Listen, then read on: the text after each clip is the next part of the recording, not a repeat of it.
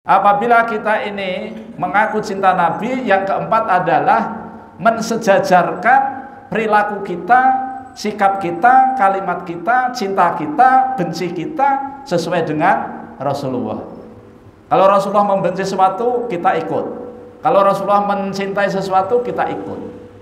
Dalam sebuah riwayat dikatakan, apabila kalian mencintai Ali ini, Sayyidina Ali ini adalah sepupunya, sepupu sekali, tapi juga menantu beliau, ya. Barang siapa yang mencintai Ali, berarti dia mencintai aku. Barang siapa yang membenci Ali, berarti dia membenci aku.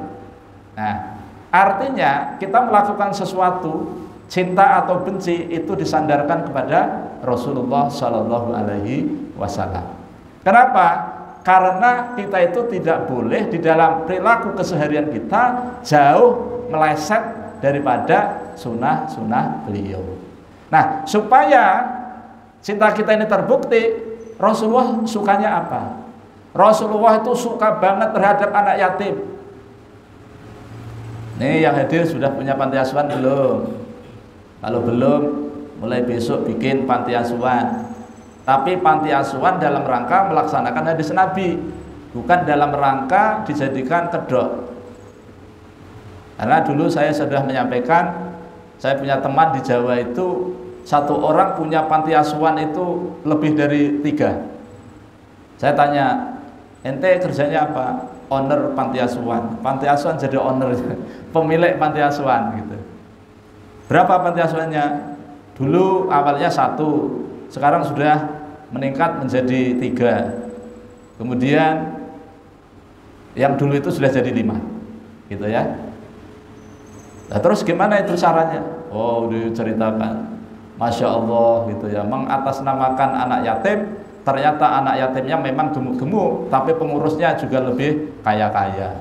Naiknya apa? Mobil, mobil minimal mereka punya kendaraan sepeda motor. Tahun itu tahun 2008.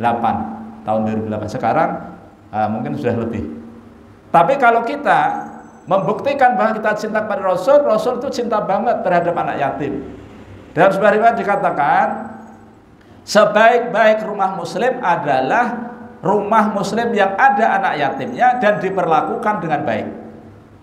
Misalnya ada seorang ibu punya anak kecil ditinggal mati oleh suaminya, berarti di dalam rumah itu ada rumah muslim yang ada anak yatimnya. Kemudian anak yatim tadi diperlakukan dengan baik, dididik, dilatih, diajari baca Quran dan lain sebagainya. Maka itu adalah sebaik-baik rumah muslim.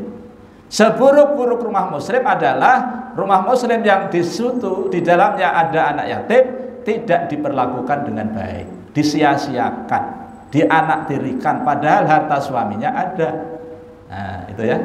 Oleh karena itu, supaya kita ini bisa membuktikan cinta kita pada Rasulullah, maka cintailah anak yatim. Kata Nabi, orang yang memelihara anak yatim, apakah di panti asuhan, apakah tetap di rumahnya sendiri, kemudian kita santuni, maka nanti di akhirat di surga bersamaku seperti ini.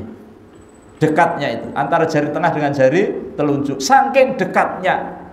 Makanya ulun itu sebelum meninggal dunia mau bikin panti asuhan dulu, nah, supaya ada alasan. Ini loh Rasul, bukti saya mencintaimu dulu. Ini loh, saya bikin panti asuhan.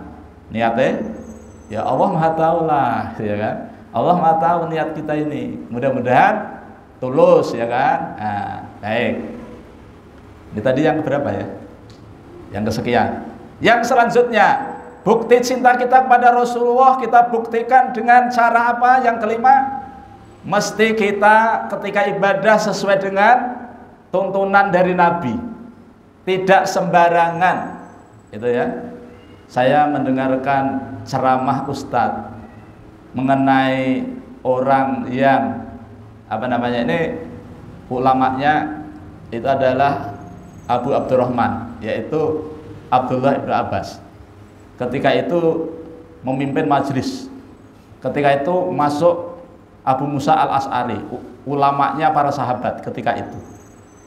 Ketika beliau masuk, ternyata beliau melihat ada orang segerombolan manusia, dan itu para sahabat di situ sedang berzikir. Zikirnya menggunakan hitung-hitungan. Ya. Itu pakai kerikil, batu yang kecil-kecil. Subhanallah 100 kali. Allahu tahmid 100 kali. Allahu akbar 100 kali. Maka kemudian Abu Musa al-Asy'ari mengatakan kepada guru besarnya yaitu Abdullah bin Mas'ud, "Ya Abdullah, ya Abu Abdurrahman, saya melihat kemungkaran di dalam masjid ini." Katanya begitu. Orang zikir ngitung dianggap kemungkaran. Maka kemudian Abdullah bin Mas'ud mengatakan kepada orang-orang tadi adalah, hitunglah berapa banyak kesalahanmu. Jadi disuruh menghitung kesalahannya. Ya. Itu luar biasa.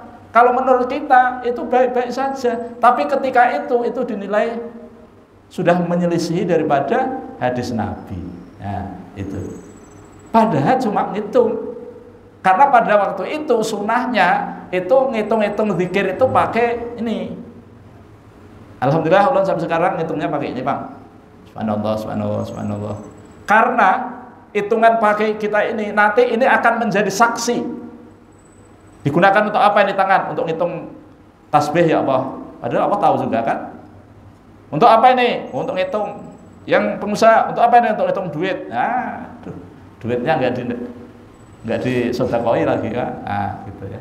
Jadi kita melakukan amal ibadah baik yang sunnah maupun yang wajib ini harus sesuai dengan perintah Allah dan contoh dari Nabi kita Muhammad Sallallahu Alaihi Wasallam. Ada kisah dalam kitab Sirah Nabi ketika itu Fathu Mekah, ya Fathu Mekah. Ketika itu Rasulullah SAW setelah masuk di kota Mekah, kemudian tawaf tanpa ihram, ya. Kemudian setelah itu masuk ke Ka'bah, minta kuncinya dibuka, masuk pintu Ka'bah. Di dalamnya itu ada lukisan-lukisan, gambar Maria gitu ya, gambar Isa lagi nyusu gitu. Kemudian ada lukisan burung begitu ya, dan macam-macam. Maka kemudian Rasulullah mengatakan ini adalah tidak sesuai dengan ajaran, dihancurkan semuanya. Setelah menghancurkan patung-patung berhala-berhala yang ada di sekitar Baitullah yang tidak kurang dari 360 berhala, dihancurkan ketika Fathu Mekah itu. Nah, sekarang ini kita temui di mana ya? Di tempat-tempat di rumah kita ini banyak lukisan-lukisan, gambar-gambar, tidak hanya burung, tapi juga gambar-gambar yang lain. Bahkan juga gambar-gambar yang dianggap wali. Ya, dianggap wali kemudian punya keyakinan dengan memasang gambar wali itu maka akan mendatangkan keberkahan dalam hidup, misalnya begitu. Ini sangat bertentangan dengan nilai-nilai Islam. Rasulullah tidak pernah mengajarkan hal yang demikian. Baik Ibu hadirin yang dirahmati Allah. Kemudian yang selanjutnya, ya, selanjutnya kita sholat Isya itu ya. Baik Ibu yang dirahmati Allah, mungkin ini yang dapat ulun sampaikan, ya. Bukti cinta kita kepada Rasulullah ini mesti kita wujudkan dalam kehidupan kita sehari-hari sesuai dengan kesanggupan kita.